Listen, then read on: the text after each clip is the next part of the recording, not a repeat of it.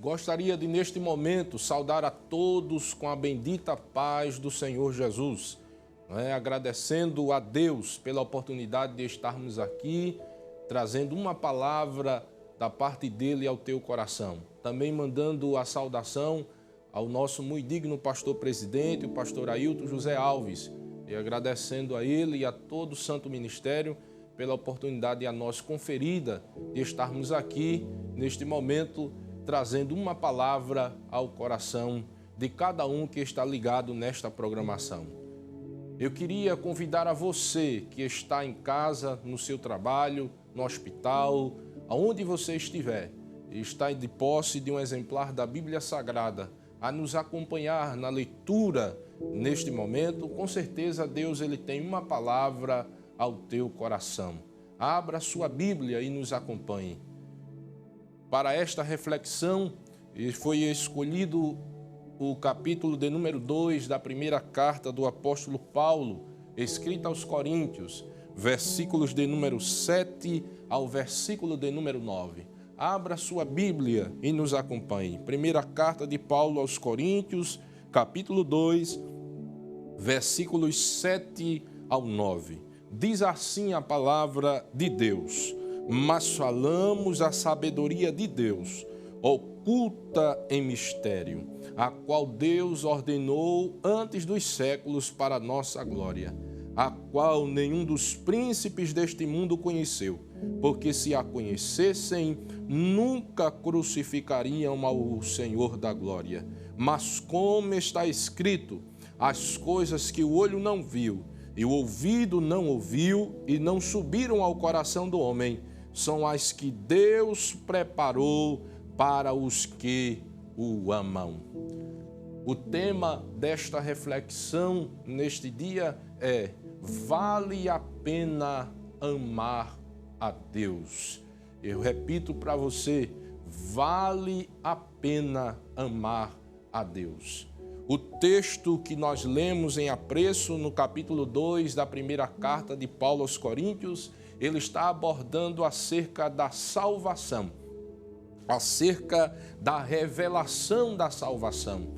Afinal de contas, em um contexto em que o homem estava caído, estava no lamaçal do pecado, Deus revelou o seu Filho, que estava preparado antes dos séculos para a nossa glória, e Paulo começa a falar aquilo à igreja de Coríntios. É claro que esta sabedoria excede a sabedoria humana, e Paulo fala isto dizendo que os príncipes deste mundo não conheceram a sabedoria da salvação, porque a salvação excede todo entendimento, não respeita nenhum critério humano ou nenhum pensamento filosófico, mas ela é dom gratuito de Deus, é graça da parte de Deus. E Paulo, falando acerca desta salvação, acerca da escolha de Deus pela nossa vida, ele começa a dizer que Deus trabalhou oculto em mistérios de Deus, não é? E ele vai continuando dizendo no versículo de número 8 que os príncipes não conheceram, senão não teriam crucificado a Jesus, que é o Rei, o Senhor da glória. Mas no versículo de número 9, ele traz uma palavra de alento da parte de Deus. Ele diz assim: mas como está escrito, as coisas que o olho não viu e o ouvido não ouviu e não subiram ao coração do homem, são as que Deus preparou para aqueles que o amam. Vale a pena amar a Jesus. Deus, quando nos chama para estar no seu redil, é claro que as adversidades, elas nos sobrevêm, porque o Evangelho traz isso em seu esboço: sofrimento, perseguições. Mas o apóstolo Paulo estava dizendo que a nossa chamada para estar ou para ouvir o Evangelho de Deus e entender é uma chamada especial.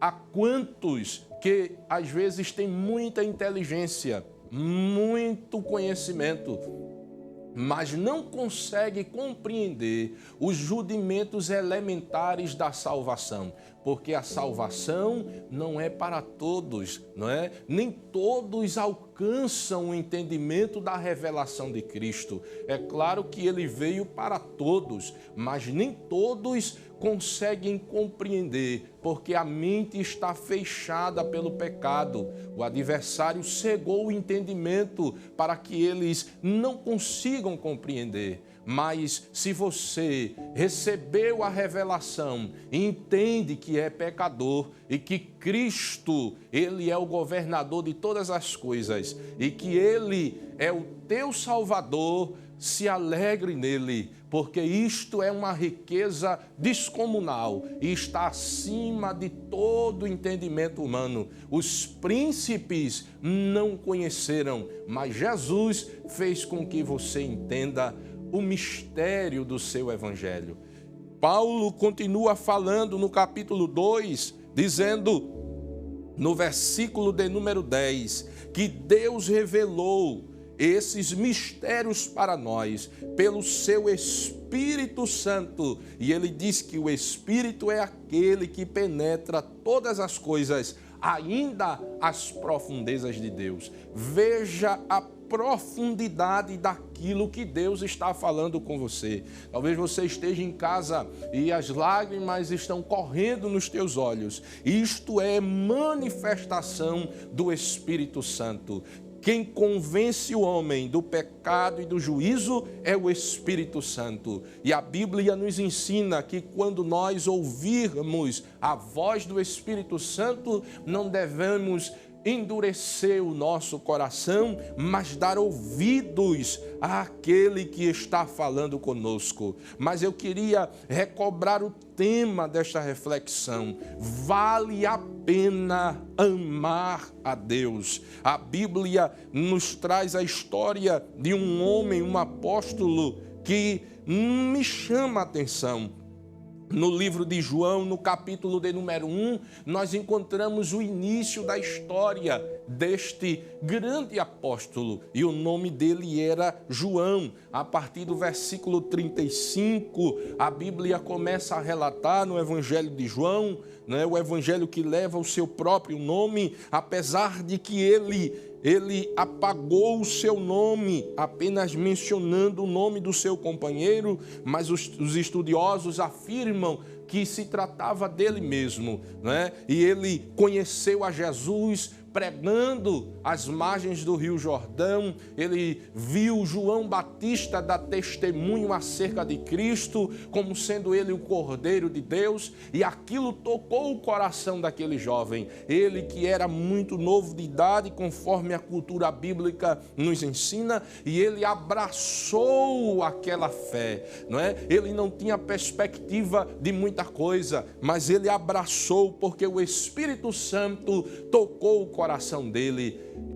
É possível que neste momento, aonde você está, você esteja sendo tocado pelo Espírito Santo e sinta algo dentro do teu coração, mas é preciso dar vazão para que o Espírito Santo possa te convencer da tua real condição e do poder de Deus para restaurar a tua vida.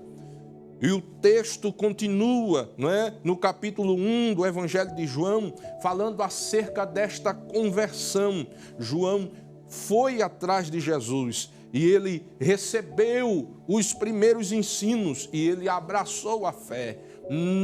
A Bíblia está repleta de experiências. Ele teve experiência de andar em um barco com Jesus, como está descrito em 4 de Marcos, né? E ele estava lá naquele barco e viu a tempestade que se levantou. Em 5 de Marcos, ele acompanhou Jesus, não é? Expulsar demônios de um gadareno. Ele teve muitas experiências. Em 9 de Marcos, ele viu a transfiguração, viu Jesus transformado em corpo glorioso. Mas agora, em 21, no capítulo 21 de João, ele já acompanha Jesus em um tratamento espiritual com Pedro. Jesus, após a sua ressurreição, se encontra com Pedro, aquele apóstolo que havia traído o mestre, havia abandonado, havia negado a fé. E Jesus ali naquele momento, né, João muito novo, ele que sempre esteve próximo de Jesus, porque ele entendia que ele dependia inteiramente de Jesus, e ele criou um relacionamento de amor com o seu mestre. Bom é amar a Jesus. E no meio daquele diálogo entre Jesus e Pedro, Pedro chega a perguntar a Jesus o que seria feito daquele apóstolo a quem Jesus amava e que na ceia havia deitado a sua cabeça sobre os ombros ou sobre o peito de Jesus e indagado acerca da traição, não é? E Pedro estava preocupado porque via uma certa dependência da parte de João relacionada a Cristo, né? E naquele momento Jesus diz assim: se eu quero que ele veja a minha glória, não é? Se eu quero que ele veja a minha glória, o que importa a ti? Ô glória! E no capítulo 1 de Apocalipse, Jesus cumpriu. No meio de muita dificuldade, Jesus revelou a João a sua glória soberana. Oh, glória a Deus! Jesus, em meio a tantas perseguições, ele lançado na ilha de Patmos, achando que a vida tinha acabado, Jesus abriu o céu e revelou que existe um lugar que está reservado para aqueles que amam a Deus. Ele foi o emissário da mensagem para nós. Vale a pena dar ouvido ao Espírito Santo. Eu quero orar por você neste momento, você que me ouve, não é? Eu quero fazer uma oração pela tua vida. Pai Celestial, Deus de misericórdia, estamos na tua presença, Senhor. Vale a pena te amar. Ó Pai bendito, eu sei que tu tens bênçãos reservadas para aqueles que te amam. Neste momento nós te rogamos, Senhor, estende a tua mão, que aquele que ouviu a tua palavra possa ser tocado neste momento. É o que eu te peço em nome de Jesus.